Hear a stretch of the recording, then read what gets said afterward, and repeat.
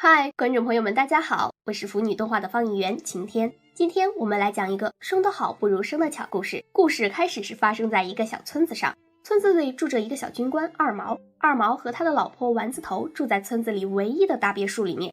一天，丸子头听到了外面的音乐，连忙将桌上的食物端了出去。原来他是要求子，后面就比较魔幻了。第一次听说吃鱼就能生孩子，你以为那条鱼是子母河里长大的鱼吗？但是不管我们相不相信，丸子头是相信的。于是不厌其烦的军官二毛让自己的手下弄来了鱼，还让一个厨娘把鱼做好端上丸子头的餐桌。可是厨娘却偷偷吃了一块，还把鱼骨给了一只猫。于是两人一猫还真的怀孕了。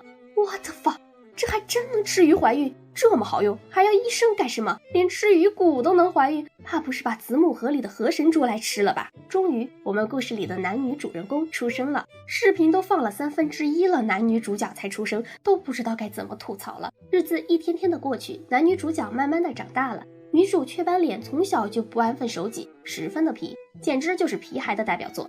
而男主铁柱也是天生神力，力大无穷，穷极一生，生灵涂炭。过了，反正就是一看就是那种男主的那种人物。雀斑脸和铁柱长大之后，雀斑脸因为人长得好，家世好，白富美的典型，一堆人追，可惜人家就是薪水打铁男主，真是上哪儿说理去。最后雀斑脸还把不是人的恶魔给引来了，这恶魔真是丑到家了。雀斑脸当然不愿意啊！你走开，你这个臭哈皮！啪啪几下就把手里的花拍恶魔大哥脸上了，暴露恶魔三兄弟是恶魔的事实。二毛军官这时候怒了，个瓜哈皮，还想娶我女儿？刷刷2下就把恶魔赶走了。连珠宝都是变复变的，你说你能变珠宝，为什么就不能把自己变成美男子呢？你说你变成美男子不就没有这么多事了吗？可惜人家就是素颜来的，可能觉得素颜才能找到真爱吧。然而恶魔三兄弟受了这么大的委屈，当然不干了。于是他们商量着把天上的月亮、星星和太阳都藏起来。你说你这么牛逼，为什么就不能把自己变好看一点呢？来自对颜值的怨念。于是整个村庄都笼罩在一片黑暗中，连长官来了都因为这里的异样狠狠地教训了二毛长官一顿。哪个赢能把这个事搞定，我就把我女儿嫁给他。二毛军官说道。这时候男主铁柱必须上了。铁柱扛着一桶水去找那3个恶魔算总账了。他首先掰断了桥上一根木板，召唤出恶魔老大。话说恶魔就是这样召唤的？会不会太随便了二位？做嘛呢？哦，我的朋友，我无意冒犯，这见鬼的天气真是让人受不了。你跟我好好说话。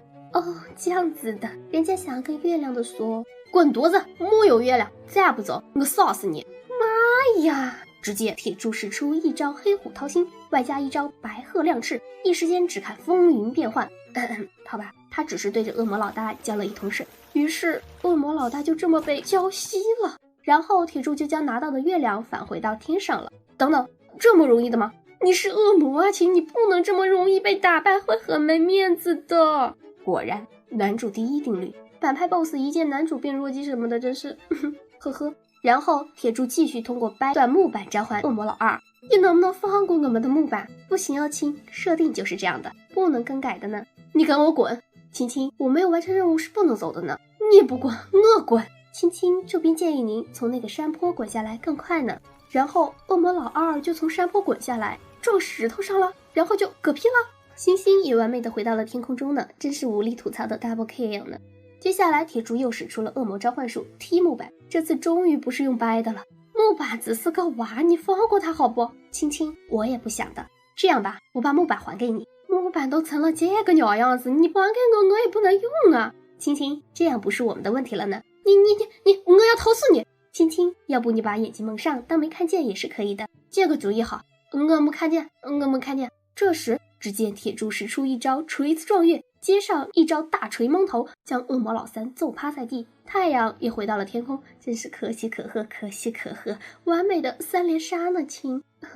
我要举报敌人3人送人头，游戏体验感极差。最后结局当然是男主铁柱拯救了村子，二毛军官也把女儿雀斑嫁给了铁柱，有情人终成眷属。撒花儿！你们以为铁柱就真正的人生赢家了吗？